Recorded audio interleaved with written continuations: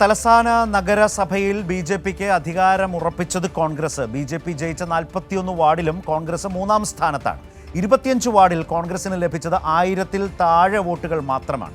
അതേസമയം നഗരസഭയിൽ BJP 1-ാം കക്ഷിയായിട്ടും vote കണക്ക് പരിശോധിച്ചാൽ ഇടതുമുന്നണിക്കാണ് ഏറ്റവും കൂടുതൽ വോട്ട് ലഭിച്ചത്. അതായത് ബി.ജെ.പിയേക്കാൾ അധികം വോട്ട് ലഭിച്ചത് ഇടതുമുന്നണിക്കാണ് എന്നാണ് വോട്ട് കണക്ക് സൂചിപ്പിക്കുന്നത്. വിവരങ്ങളുമായി നൃപൻ ചേരുന്നു. നൃപൻ, ഇപ്പോൾ അധികാരം എൻ.ഡി.എയിലേക്ക് നഗരസഭയുടെ കോർപ്പറേഷൻ്റെ ഭരണം എന്നിരിക്കലും ഇതിൻ്റെ കണക്കുകൾ ഓരോന്നും പുറത്തു വരുന്ന ഘട്ടത്തിൽ വരുന്ന സൂക്ഷ്മമായ വിശദാംശങ്ങൾ ഈ പറഞ്ഞ വിധത്തിലാണോ?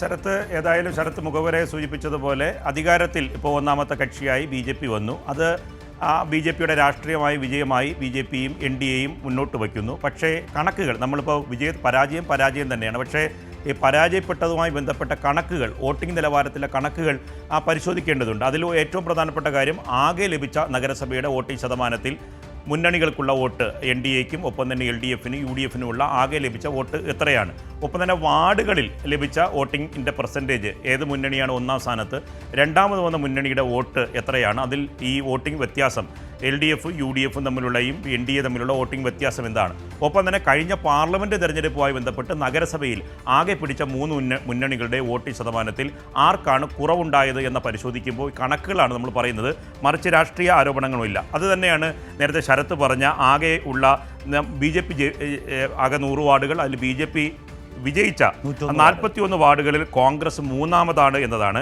ആ 3-ാമതുള്ള വാർഡുകളിൽ തന്നെ 60-ൽ താഴെ വോട്ടുകളിൽ ആ തോറ്റ വാർഡുകളുടെ എണ്ണം പരിശോധിക്കുമ്പോൾ നമുക്ക് മനസ്സിലാവും. അത് ആകെ 5 സ്ഥലങ്ങളിൽ 60-ൽ താഴെ വോട്ടിനാണ് എൽ.ഡി.എഫ് സ്ഥാനാർത്ഥികൾ പരാജയപ്പെടുന്നത്.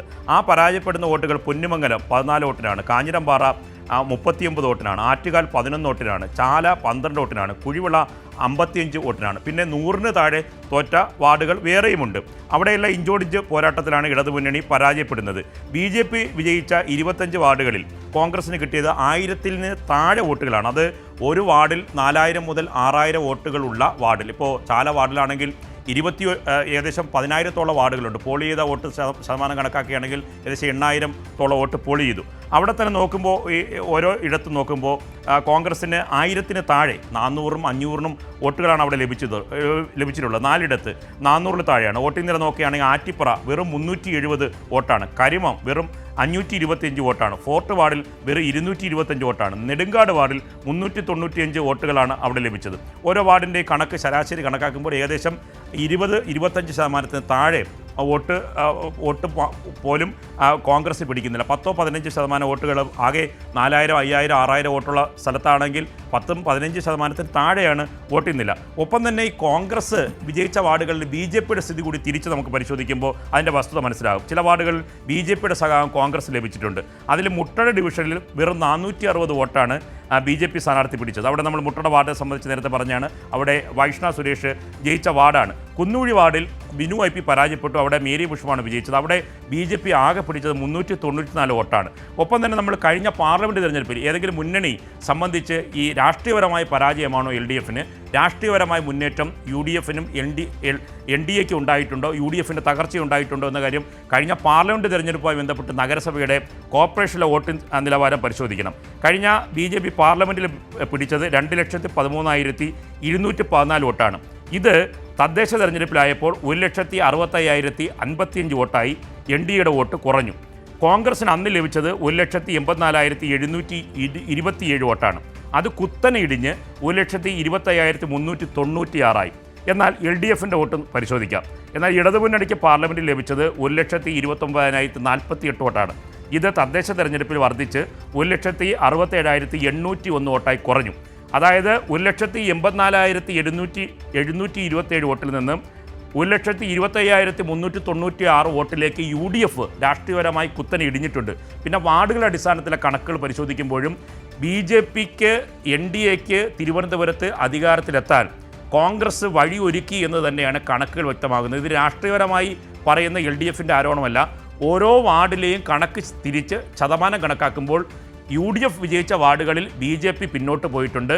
41 വാർഡുകളിൽ ബി.ജെ.പി ജയിച്ചിടത്ത് കോൺഗ്രസ് യു.ഡി.എഫ് പിന്നിലാണെന്ന് പറഞ്ഞാൽ 10-15% വളരെ ചുരുങ്ങിയ വോട്ടിലേക്ക് അവർ കുറഞ്ഞു കൊടുത്തിട്ടുമുണ്ട്.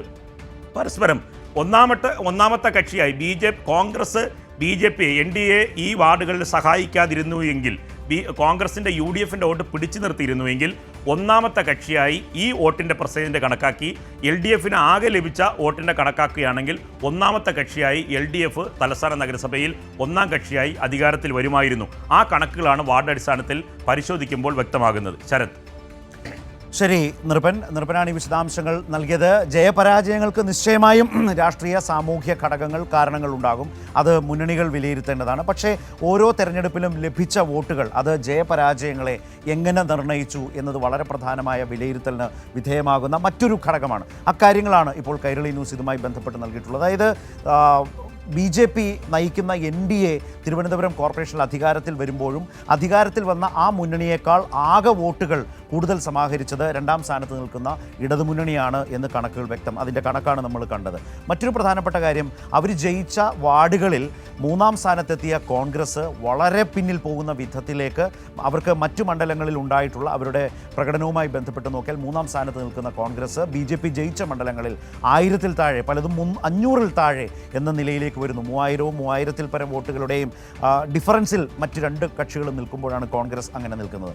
അതുപോലെ തന്നെ തിരിച്ച് കോൺഗ്രസ് ജയിച്ച വാർഡുകളിലേക്ക് നോക്കിയാൽ അവിടെ ഇതേപോലെ വിജയിച്ചു വന്ന BJP ആ വാർഡുകളിൽ ഇതുപോലെ തന്നെ കോൺഗ്രസ് എങ്ങനെയാണോ BJP ജയിച്ച വാർഡുകളിൽ നിൽക്കുന്നത് അതേപോലെ 1000-ൽ താഴെ 500 വോട്ടുകളുടെ റേഞ്ചിൽ നിൽക്കുന്ന നിരവധി, ഇപ്പോൾ കുന്നൂഴിയൊക്കെ ഉദാഹരണമാണ്, വളരെ കുറഞ്ഞ വോട്ട് മാത്രമാണ് BJP അവിടെ നേടിയിട്ടുള്ളത്. ജയിച്ചത് കോൺഗ്രസ് ആണ്. അപ്പോൾ ഈ വോട്ട് ഷെയറിംഗ് പരസ്പരം BJPക്കും കോൺഗ്രസിനും ഇടയിൽ സംഭവിച്ചിട്ടുണ്ട്. അതിൻ്റെ കാരണം വളരെ വ്യക്തവുമാണ്. എന്താണ് അതിലൂടെ ലക്ഷ്യം വെക്കുന്നത് എന്നുള്ളത്. കണക്കുകൾ, വോട്ടിൻ്റെ കണക്കുകൾ അത് ശരിയായ കണക്കുകളാണ്, ശാസ്ത്രീയമാണ്. വിജയ കാരണങ്ങൾ അത് രാഷ്ട്രീയമായി മുന്നണികൾ വിലയിരുത്തട്ടെ. കണക്കുകൾ വെളിപ്പെടുത്തുന്ന സത്യമെന്ത്, യാഥാർത്ഥ്യമെന്ത് എന്നുള്ളതാണ് ഈ റിപ്പോർട്ടിലൂടെ നൃപൻ വിശദീകരിച്ചത്.